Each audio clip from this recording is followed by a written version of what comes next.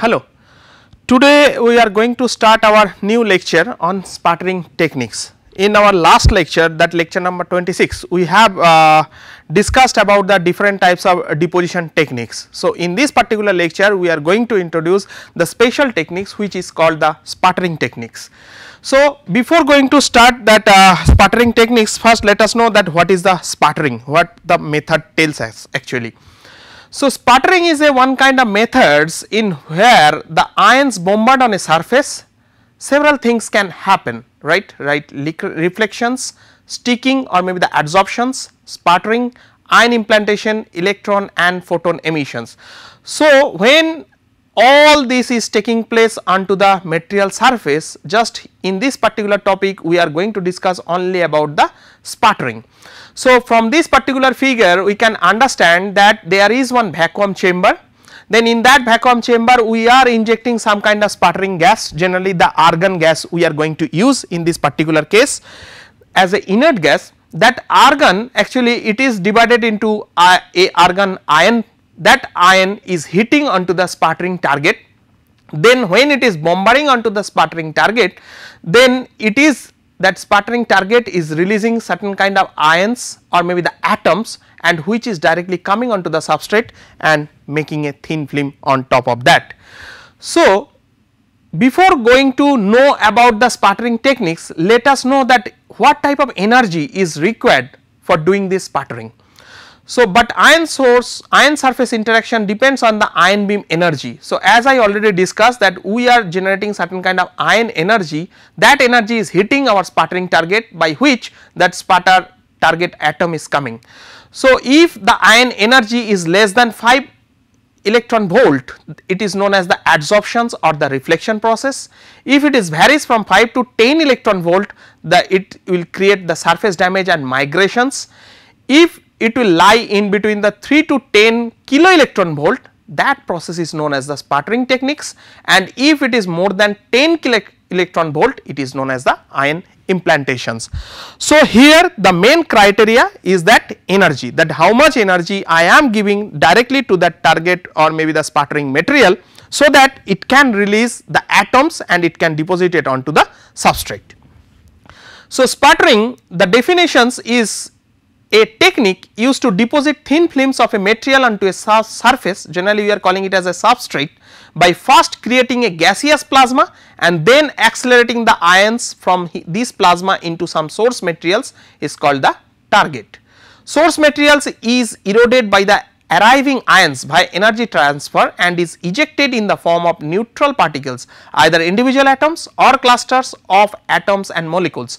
So, what I have already discussed that here we are making that argon ion, then that argon ion is hitting that sputtering target, then this kind of neutral atoms it is directly coming from this sputtering target and it is depositing onto the substrate like a thin film. So, first we have to know that what are the fundamental things that is working behind the sputtering techniques.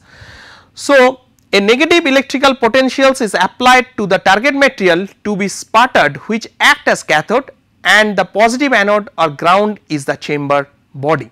So, in this particular figure we can understand that here our anode is known as a substrate, we are having that cathode is target which is grounded, and then we are making certain kind of electrical field inside, by which we are creating that incident argon ions and which is hitting the target substrate materials, and then from there the which is hitting the target materials, and from there it is creating certain kind of plasma, and that plasma is directly hitting onto the substrate itself.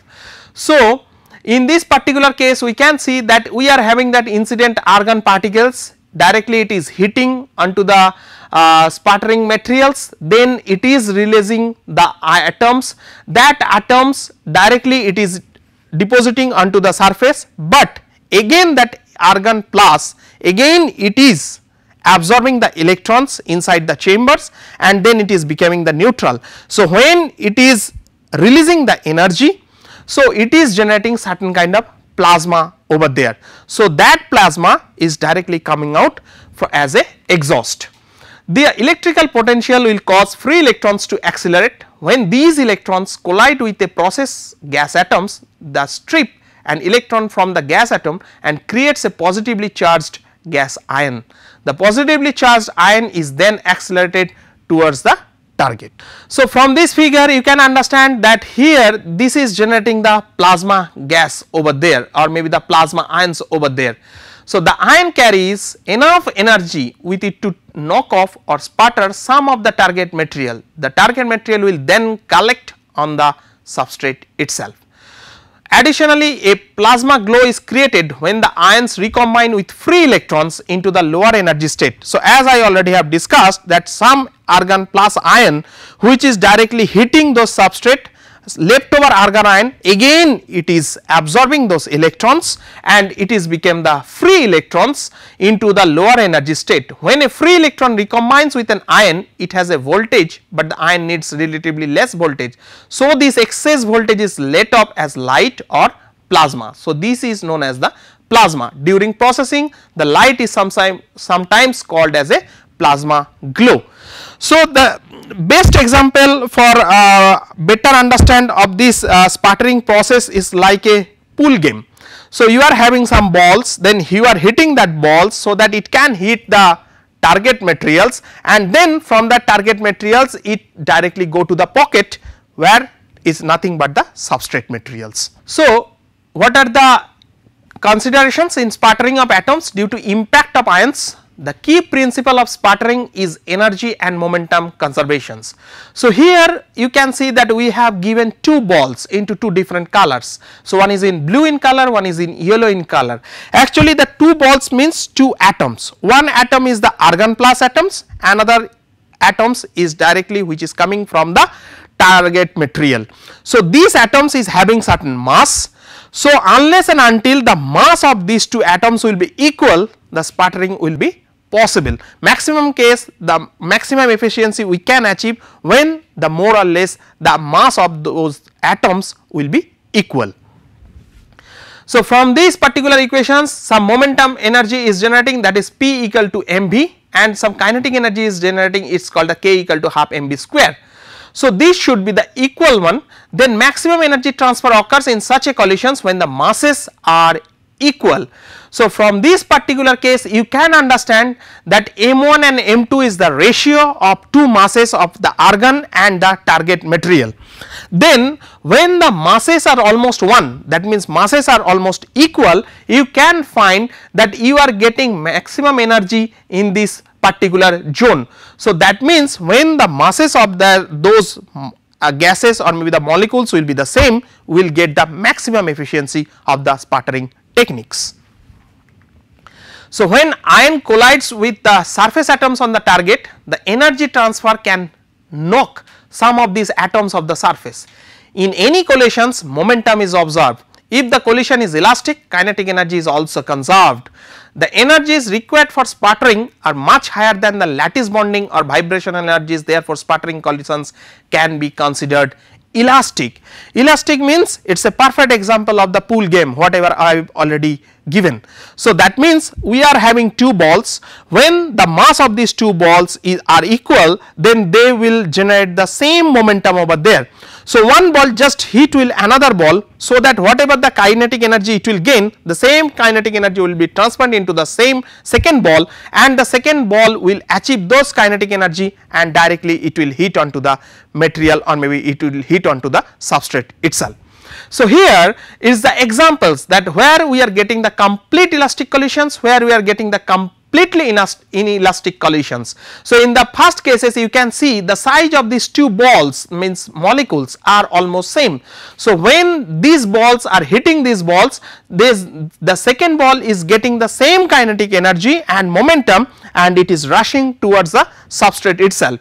So, in all of the kinetic energy is conserved, the collisions is completely elastic. Generally we prefer this one for our sputtering techniques, but when we are talking about the inelastic collisions, you can see from this particular figure that mass of these balls is half of the ball mass of the second one. So, here if it is m, it is 2m. So, your substrate your target materials molecules atoms mass are twice than the mass of your argon atoms. So, what will happen when it will hit, it is having some momentum, but that momentum it needs more, but it can't generate that kind of momentum, because momentum depends upon the m into v, but here the mass is half of this. So, when it will hit this material, it will not move. So, in that particular case, what we have to do? We have to either take the same balls, or this material's momentum should be higher, which is not possible at all. So, in this particular case, what will happen? These targeted argon ions, it will simply stick onto the target materials. So, there will not be any sputtering, or maybe the bombardment will be taking place. So, if the objects stick together, the collisions is completely inelastic, some or all the kinetic energy is lost, because it will not transfer from one body to the another body. What are the key factors for proper sputtering? First is the choice of the particular ions, because we have to know that what ion will hit the another molecules, or maybe the another materials, and what are the masses of those materials. If the masses of those materials will be equal, then you will get the best sputtering materials, or maybe the best sputtering results. The atomic weights of the ions and the target atoms should be close. Proper pressure for a sustainable plasma 10 to 1000 millitorr you have to maintain inside the chamber. Suitable cathode voltage, so that the ions will have sufficient energy for sputtering. E ion is more than 100 electron volt, and voltage at the cathode should be varies in between 2 to 5 kilovolt. Correct angle for higher sputter yield 60 degree to 70 degree from normal. Consistent substrate voltage and temperature for a clean film. So, here I will in the next slide I will discuss about the what is the incidental angle generally we have to follow, because I am having this pointer in my hand. So, if simply I will drop this one, it will hit the material directly, or maybe that heat will hit the floor directly. So, what will happen? Whatever the molecules are there, simply that molecules will go inside it, or maybe it will be closely packed. But if I will throw it like this way into some angle, so what will happen? It will hit into some incidental angle, so that some molecule from the target it will directly come and it will deposit onto the substrate itself. So, in this particular case you can see that when we are following that 90 degree, means directly the incidental angle is perpendicular. So, you are getting totally 0 value, but if you are following the 60 to 70 degree, then your efficiency is the higher, means bombardment or maybe the releasing of that atoms from the target is higher. So, that is known as the sputter yield. So, sputter yield is nothing but the number of emitted particles, number of the incident particles, means how many argon atoms I am using to releasing the target atoms. So, if I will release only one argon atoms and it will release 10 argon atoms, so the sputtering yield will be 10. So, that means I am using less energy, but still I am getting the more results. So, rate of deposition of thin film is proportional to the sputter yield. It depends on type of target atoms, what type of atoms, whether it is closely packed or maybe the loosely packed, or how much energy it needs to release from the target substrate surface, binding energy of the target atoms, relative mass of ions and atoms, incident ion energy, angle of incident of ions. So, these all are the key parameters for choosing the sputtering material. Then from this particular graph we can see that angle of incidence and the sputtering yield. So, whatever already I have explained, that if it is totally 90 degree, that means simply it will drop from the top and directly hit to the bottom. At that particular case the sputtering yield is almost 0, but when we are making it around 60 to 70 degree, we are achieving the maximum sputtering yield strength. And the right hand side figure, it has been taken from some journal paper. It has been made by R.V. Stewart and K.V. G.K. Wiener. So, they have derived for different materials how the sputtering yield is varying. So, we are having some kind of ion energy. So, at the 600 ion energy electron volt ion energy. So, we are finding that at argon atmosphere the silver is giving the maximum sputtering yield, then copper, then palladium. So, like this way it is going to the down. So, we have till now discussed about that what is the sputtering, how we are doing the sputtering. Now, our main concern is that why we are going to use these sputtering techniques for preparing the thin film. So, in my last lecture and till now I have discussed about the different types of deposition techniques. So, now I am discussing that what is sputtering, but before going to know we have to know that why we are doing this kind of sputtering techniques, what are the logic behind it, what we are getting from that. So, instead of using direct heat to eject material from a source, we can bombard them with high speed particles, good uniformity of the deposited thin films, and the thing is that here you are getting the purity of that particular coating, because you are hitting that material, it is releasing certain kind of ions. So, that ions is directly coming and it is depositing onto the thin film. So, here is a less chance of any kind of impurity over there, and the whole thing is we are doing into the closed chamber. So, and another key advantage of sputtering is that wide variety of material can be sputtered in a reactive atmosphere. Here this is a very good example of the molybdenum oxide thin films. So, in this particular case we are introducing the argon gas inside the chamber, then we are having some cathode sputtering target. So, directly that argon atom is hitting those one. So, then from here we are generating the molybdenum particles, then that molybdenum particles is going and it is depositing onto the substrate. But here we are doing the another more advanced techniques. What we are doing? We are giving a layer of oxide onto the substrate. So, it is releasing the oxygens and from the target you are getting the molybdenum. So, what is happening? They molybdenum and oxygen, they are reacting together, they are forming the molybdenum oxide, and then that molybdenum oxide is depositing onto the target material.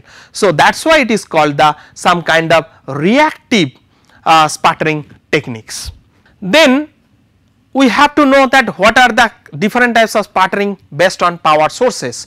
So, first one is called the reactive sputtering, then direct current sputtering, magneton sputtering and radio frequency sputtering. So, as I already told, anyhow we have to agitate the target material. So, in which way we are going to agitate the target material? Depending upon that we are doing this kind of classifications. Simply we can use the heat energy so that the sputtering atoms can come, either maybe we can use certain kind of DC current or maybe some kind of magnetic force or maybe some kind of radio frequency, so that atoms can directly come from the sputtering target. So, reactive sputtering, in addition to argon plasma, a reactive gas is introduced into the sputtering chamber. Compounds is formed by the elements of that gas combining with the sputter material, that is titanium nitride. So, I will give you the example into details. The reaction usually occurs either on the wafer surface or on that target itself. If we add more reactive gas at an instant, the rate of reaction exceeds the sputtering rate. At this point the target surface switches from clean metal to compound over a short time. So, the reactive sputtering is nothing but we are introducing the argon gas into the chamber, as well as we are using the another gas inside the chamber. So, this sputtering this argon gas and another reactive gas, they will form a new ions, that ions will hit your target materials, then target materials will release some kind of ions that will mix with the reactive gases, they form a new material and then that new material will be depositing onto the substrate. So, in this particular gas a mixture of inert and reactive gases can be used for sputtering. So, for example, here we are taking the argon gas along with the oxygen. So, both we are introducing into that chamber, then this oxygen argon and the oxygen they are creating into the some ions, then that ions is hitting onto your target materials, then that oxygens and then that these target materials ions will form a new materials, and that new materials will be deposited onto the substrate itself. So, here if we want to generate the oxides, generally we are using the alumina oxide, silicon dioxide, tantalum oxide plus oxygen. If we want to make the nitrides, then tantalum nitride, titanium nitride, then the mixture of nitrogen and ammonia gases we can use. For carbides we can use titanium carbide or maybe the tungsten carbide. So, these all are the various applications. So, what type of materials we are going to deposit onto the substrate? You have to know that materials, you have to take the ions of that particular materials, so that it will hit onto the target materials and then both will react each other and then they will form that material which we want, and that will deposit onto our substrate itself. Next one is called the direct current sputtering. It is the simplest and most frequently used with electrically conductive target materials like metals, because it is easy to control, relative low cost in power consumptions. Only difference is that here we are using the DC current in between the cathode and anode, and we are generating a high potential difference in between the cathode and anode, by which your target materials is releasing certain kind of molecules and that is depositing onto your substrate materials. So, in a DC sputtering systems, argon is ionized by a strong potential difference and are accelerated to a target. So, in this particular case we are applying the DC current, so that the argon is becoming the argon plus ions, then that is hitting the target material. After impact, the target atoms are released and travel to the substrate, where they form layers of atoms in the thin film. So, these all are the machines what we are using for direct current sputtering. So, in the right hand side figure, it is giving you a schematic view of the direct current sputtering process. What are the advantages? It can be relatively inexpensive, cost effective solution for coating a wide range of decorative metal coatings. It is easy to adjust film thickness because current is direct proportion to the film thickness. So, if we need the more thickness, then we have to keep this experiment for the longer time, so that the potential difference will be the more and the thickness will be increased, and adhesion strength is very high in this particular case. Then what are the disadvantages? It has limitations when it comes to dielectric target materials.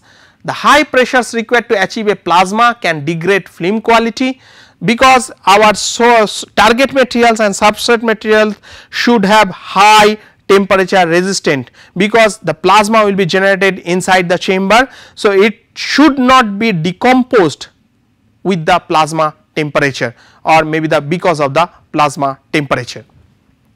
Only a small fraction of gas is converted to the ions, that all are the disadvantage for this particular process. Then parameters for the DC sputtering: sputter voltage generally depends from -2 to -5 kilovolt.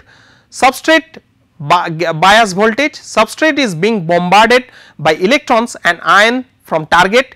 Neutral atoms deposit independently. Put negative bias on the substrate to control this, able to change properties of the film significantly. What are the deposition rate? Changes with argon pressure, increase with sputter yield. That means whatever the potential difference will generate, if we increase the potential difference, so automatically the amount of the sputtering will be more. Not only that, the molecular size of that argon gas and the target gas will be the same, so that the sputtering yield will be increased, so that the sputtering time will be less. Next one is called the RF sputtering, radio frequency sputtering. So, in these particular techniques involves running an energetic wavelength and inert gas to create the positive ions. The target material, which will ultimately become the thin film coating, is stuck by these ions and broken up into a fine spray that covers the substrate.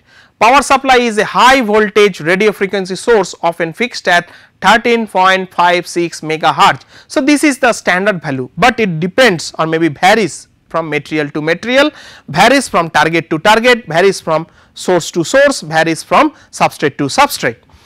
So, the RA power source is then turned on, sending radio waves through the plasma to ionize the gas atoms. Once the ions begin to contact the target material, it is broken into small pieces that travel to the substrate and begin to form a coating. So, these things we can easily get from this particular figure.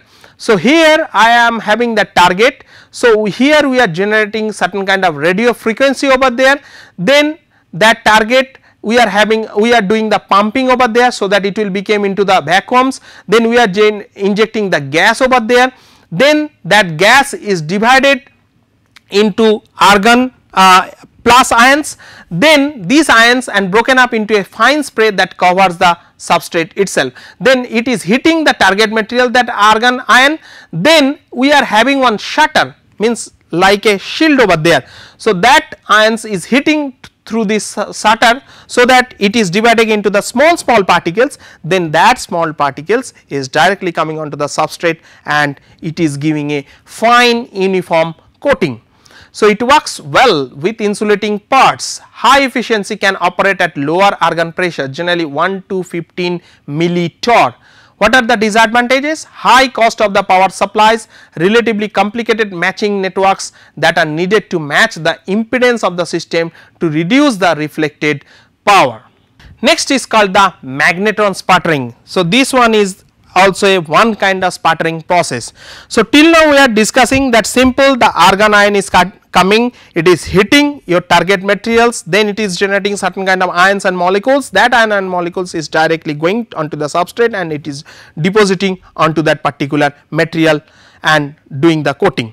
But there is certain problems. The problem is that when we are generating that ions and molecules, some ion and molecules is going onto the substrate, some ions and molecules can hit your target materials, can hit the wall of your experiment chamber. So, what we are doing over here? Here we are generating certain kind of magnetic field with some kind of electron field, so that that ions cannot go to the anywhere, directly it can go onto the substrate itself. So, here DC sputtering has two major problems: slow deposition rate, electron bombardment of the substrate is extensive and can cause overheating and structural damage. The development of magnetron sputtering deals with both of these issues simultaneously. So, by using magnets behind the cathodes, so these all are the magnets generally we are using behind the cathodes to trap the free electrons in a magnetic field directly above the target source. These electrons are not free to bombard the substrate to the same extent as with diode sputtering, because there is certain kind of weak argon ion atoms also. So, that cannot do any kind of effect onto that sputtering techniques. So, we can capture those free electrons easily. At the same time, extensive circuitous path curved by these same electrons when trapped in the magnetic field enhance their probability of ionizing a neutral gas molecule by several orders of magnitude. This increase in available ions and significantly increase the rate at which target material is eroded and subsequently deposited onto the substrate itself. So, simply we are generating certain kind of magnetic field, through that these targeting atoms is rotating onto that, and several times it is hitting these target materials, so that it can generate more molecules, more atoms, and then directly it can go onto the substrate itself. So, it is a one kind of recycling process generally we are adopting in this particular case. So, how we are generating, what are the physics behind it? We can discuss, or maybe we can give some light based on the Lorentz forces acting on electron during the magnetron sputtering. What the forces or maybe the words this laws is telling, an electron in motion can be affected by both electrical and magnetic fields. An electric field can change the speed of the electron along with the direction of the field. A magnetic field changes the direction of the electron about the direction of the magnetic field.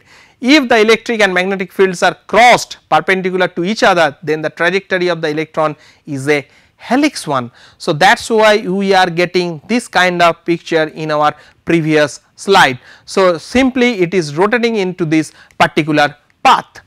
What are the advantages? Magnetron sputtering is a low cost and easy control method for film growth, especially suitable for large scale film depositions.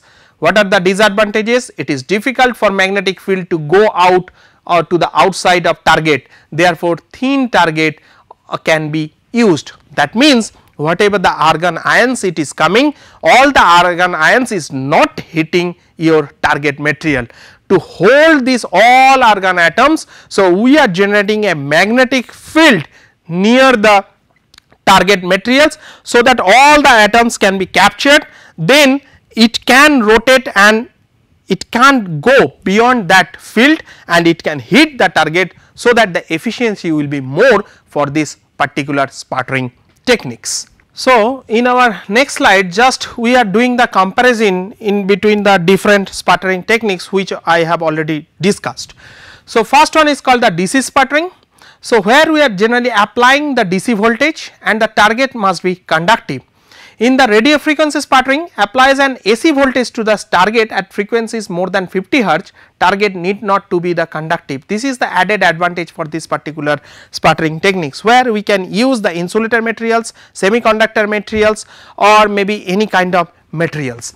Then we have already discussed about the reactive sputtering, where generally we are using some kind of reactive gases such as oxygen added to the chamber, reacts with target, produces forming the deposited materials. So, here we can introduce the nitrogen gas for making the nitrides, we can introduce the oxygen gas for making the oxides. So, any kind of compound materials we can generate onto this particular sputtering techniques. And last one is the magnetron sputtering. Addition of magnets behind target controls the movement of the electrons. Increased ionization at cathode leads to higher yields, because there is some weaker argon atom or maybe some argon atom is directly not hitting to the target materials, it is escaping from that. So, we can capture all those electrons and so that it can hit the target materials, and then target materials can release the molecules or maybe the ions. So, the efficiency will be much better than the 3 sputtering techniques. So, now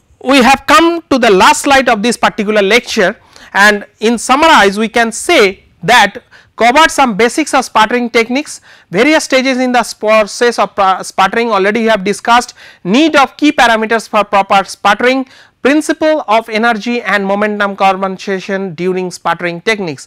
Briefly we have discussed about different sputtering techniques like DC, RF, magnetron and the reactive. So, this is the whole summary of the sputtering techniques which we are using for making the thin film. Thank you.